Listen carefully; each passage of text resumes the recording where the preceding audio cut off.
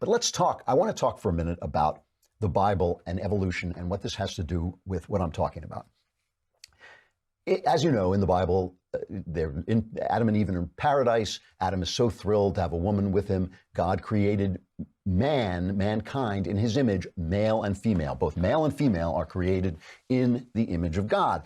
But they ate the fruit from the tree of the knowledge of good and evil, and they essentially became the human beings that we are, with a knowledge of good and evil, a kind of self-consciousness. And God punished them by saying, here's what he said. And it's amazing how much of what God's punishment involves the relationship between men and women, that the fall affects the relationship between men and women. He says, I will surely multiply your pain in childbearing. He says this to Eve.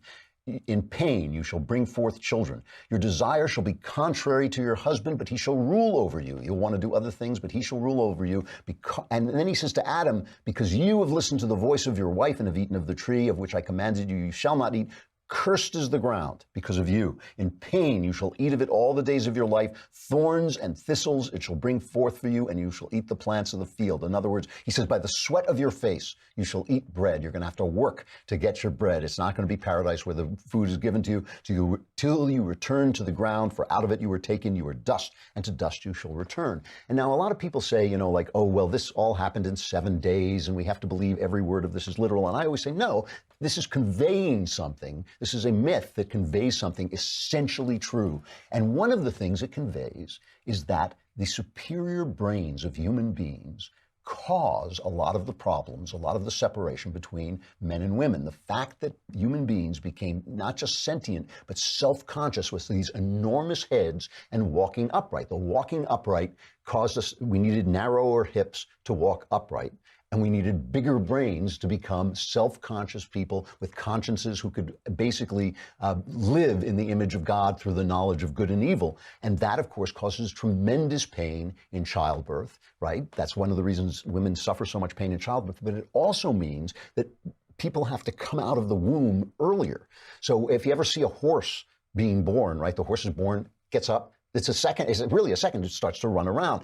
Babies are helpless for years, because if their heads got any bigger, the woman would explode, like in something like in the Alien movies. So that, in other words, the child has to be born helpless. The mother needs to be there for a very long time. And that means that she is taken out of the power structures of the world, and she is dependent on her husband. It also means that the husband, in order to maintain the family and maintain his own children, has to sweat, has to work to make bread. It is the